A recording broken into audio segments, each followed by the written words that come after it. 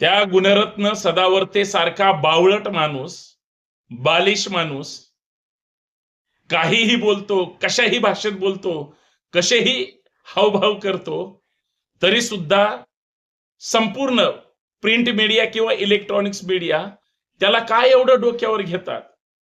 म्हणजे ज्याला बोलण्याची पद्धत नाही, आचपेच नाही, काय बोलावं, कुठल्या नेत्याबद्दल काय बोलावं याची ज्याला समज नाही आणि जो विचारांची भेळ करतो, अशा माणसाला खरं तर महाराष्ट्रात वळू म्हणून सोडलेला असेल, परंतु त्याच्या घरी जाऊन त्याच्या मुलाखती घेण्या इतपत त्याची तेवढी पात्रता आहे का? आणि किती घाण बोलतो हे का दाखवायचंय महाराष्ट्राला?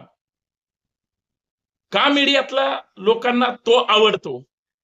सदावर्तेचं असं काय चांगलंय जे मीडियाला आणि लोकांना आवडतं?